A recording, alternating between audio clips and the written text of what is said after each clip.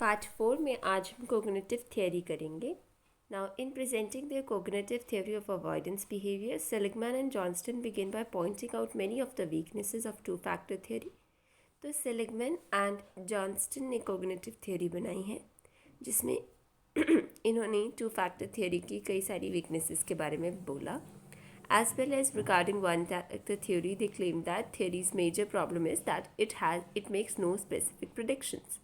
One factor theory के बारे में उन्होंने बोला कि ये थियोरी कोई भी स्पेसिफिक प्रिडिक्शंस नहीं बनाती है. About what factors can affect the rate of avoidance extinction, की कौन से ऐसे फैक्टर हैं जो अफेक्ट कर रहे हैं रेट ऑफ अवॉइडेंस एक्सटिंक्शन को. ठीक है. So no specific prediction the one factor theory makes, ये बोला उन्होंने. एंड कौन से फैक्टर्स अफेक्ट कर रहे हैं रेट ऑफ अवॉइडेंस एक्सटिंक्शन को वो भी नहीं पता. So this criticism of one-factor theory will be examined later on.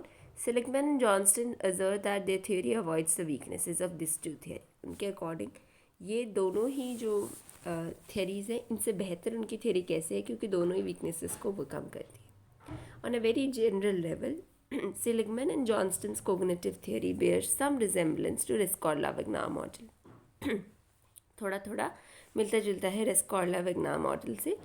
Recall the two important concepts in Rescorla-Wignaud model, जो है the observed size of the US, कि size क्या है US का, and subjects expectancy about the size of the US. Now learning occurs only when there is a discrepancy between observation and expectation. With no discrepancy, जब discrepancy नहीं होगा, there is no learning. Similarly, Seligman and Johnston propose that a subject's behavior will change in an avoidance task whenever there is a discrepancy between expectancy and observation. Seligman and Johnston ने कहा कि subject का behaviour जो है वो कैसे change होगा एक अवॉइडेंस टास्क में, जब भी यहाँ पर एक डिस्क्रिपेंसी देखेंगे आप between the expectancy and the observation. And to be more specific, they propose that there are two important expectation in an avoidance situation. One, an expectation about the consequences of the response. एक होती है expectation about consequences of the response. ठीक है, कि क्या response के द्वारा उसको क्या मिलेगा, वो एक्सपेक्टेशन है. And N expectation about the consequence of not responding, कि अगर वो रिस्पॉन्ड नहीं करेगा तो क्या होगा. एक चीज़, वो रिस्पॉन्ड करेगा तो क्या होगा और रिस्पॉन्ड नहीं करेगा तो क्या होगा, ये basically. On the first trial of a signal avoidance experiment, a subject can have no expectation that a particular response will avoid the shock, nor that shock will occur if it does not respond.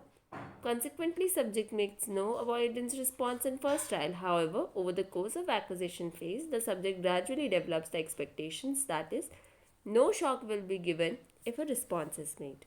पहली चीज़. Now, shock will occur if a response is not made. अगर नहीं करेगा response तो shock आएगा. Assuming that an animal prefers situation 1 over situation 2, a very reasonable assumption. Now the animal will make a response. Now once these expectations have been formed, Seligman and Johnston assume that animal's behavior will not change until one or both of the expectations are violated. Animal का behavior तब तक change नहीं होगा जब तक कोई एक या दोनों ही एक्सपेक्टेशन वॉयलेट नहीं हो रही. Now this assumption can account for slow extinction of avoidance behavior. As long as the animal responds on extinction trial, it can observe only that a response is followed by no shock. Now, this observation is consistent with the animal's expectation. Extinction trial में भी उसको same response तो same ही है ना, वो observe कर रहा है कि रिस्पॉन्स करेगा और कोई शॉक उसको आ नहीं रहा, तो ये ऑब्जर्वेशन कंसिस्टेंट है उसके एक्सपेक्टेशन से. So there is no change in the behaviour.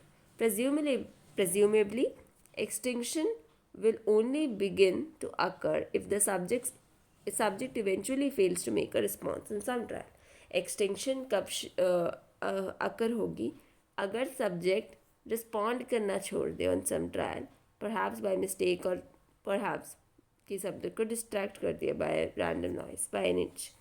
So it is only on such trial कि subject can observe an outcome, right? ऐसी ट्रायल में उसको पता लगेगा कि no response is followed by no shock.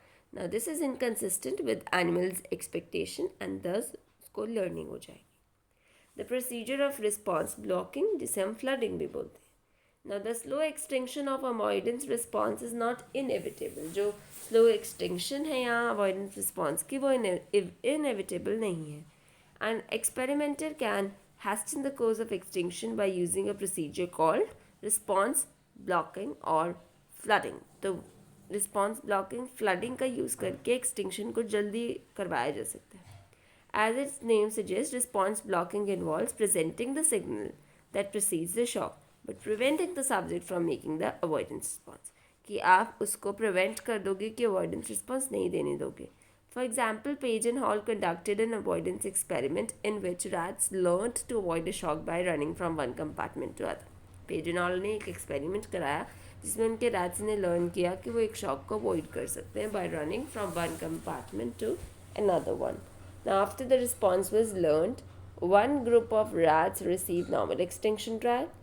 एक group of rats को normal extinction trial दिए, second group of को extinction trials दिए जो कि preceded थे by 5 trials in which a subject was retained in shock chamber. First compartment में 15 second के लिए उसको रखा गया. ठीक है, फर्स्ट ग्रुप को आप देखिए नॉर्मल एक्सटिंक्शन के ही ट्रायल किए गए, लेकिन सेकेंड ग्रुप के साथ 5 ट्रायल्स ऐसे किए गए जिसमें सब्जेक्ट को शॉक चेम्बर में ही रख दिया गया 15 सेकेंड्स तक with the door to the second compartment closed. कि जो दूसरे दरवाजे की तरफ दूसरे कंपार्टमेंट की तरफ जो द्वार है उसको बंद कर दिया गया. Now the subject was prevented from making the avoidance response, but unlike in acquisition phase, they received no shock in the first compartment. Subject को प्रिवेंट कर दिया गया, अवॉइडेंस रिस्पॉन्स नहीं बनाने दे रहे अब, but unlike the acquisition phase, अब क्योंकि एक्सटिंक्शन ट्रायल है तो उनको कोई शॉक नहीं मिला. Page and all continued extinction trial for each subject until the animal did not perform the avoidance response. उन्होंने तब तक करते रहे जब तक एनिमल ही खुद अपना अवॉइडेंस रिस्पॉन्स करना छोड़ ना दे, leaving the first chamber for 3 consecutive trials. The average number of trials to meet extinction criterion was about 38 for normal extinction group. तो 38 एक्सटिंक्शन ट्रायल्स लगे नॉर्मल एक्सटिंक्शन ग्रुप को एक्सटिंक्शन सिखाने के लिए, but only 13 trials for response blocking group. लेकिन response blocking group के लिए आपको उनको सिर्फ 13 ट्रायल्स लगेंगे. ठीक है. Now in brief, extinction proceeded much more quickly in response blocking group. जब आपने रिस्पॉन्स को ही देने से ब्लॉक कर दिया तो आपकी लर्निंग फास्ट हो जाती है. That's what they showed. ठीक है. Now the other term for this procedure is also called flooding. This connotes the fact that subjects are flooded with the exposure. ये बता रहा है कि सब्जेक्ट्स को फ्लड कर दिया जाता है with exposure to stimulus that used to precede shock. तो there is a considerable evidence कि response blocking effective way है to speed up the extinction of avoidance response.